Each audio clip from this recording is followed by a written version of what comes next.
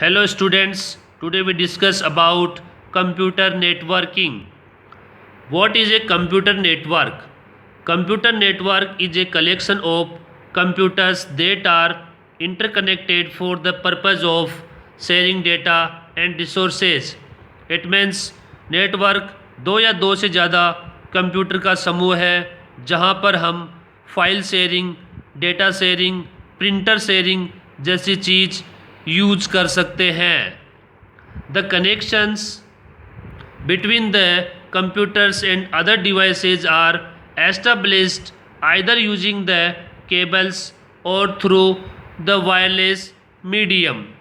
For interconnected to computer we use switch. Switch ऐसी device है जिसके थ्रू हम कंप्यूटर को कनेक्ट करते हैं. ये सब एक केबल के थ्रू कनेक्ट होते हैं. फॉर एग्जांपल हम बैंक में पैसे जमा करवाते हैं और थोड़ी देर में एटीएम से निकलवा सकते हैं. एटीएम बैंक के सर्वर से कनेक्ट होते हैं तथा बैंक में जितने भी कंप्यूटर होते हैं सब एक सर्वर से कनेक्ट होते हैं. इससे हमारा टाइम सेव हो सकता है. आप रेल से टिकट भी बुक करवा सकते हैं. Now we discuss about advantage of networking. First, easy data sharing.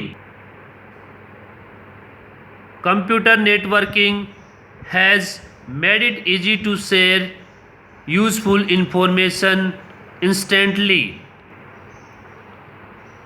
आप एक जगह बैठे बैठे किसी दूसरे कंप्यूटर से डेटा शेयर कर सकते हैं, डेटा को कॉपी कर सकते हैं. इसके लिए आपको पेन ड्राइव की आवश्यकता नहीं पड़ेगी. Second is easy access to data. We store data on a local storage device. It may be lost, so always store data on a network storage area for access to data easily.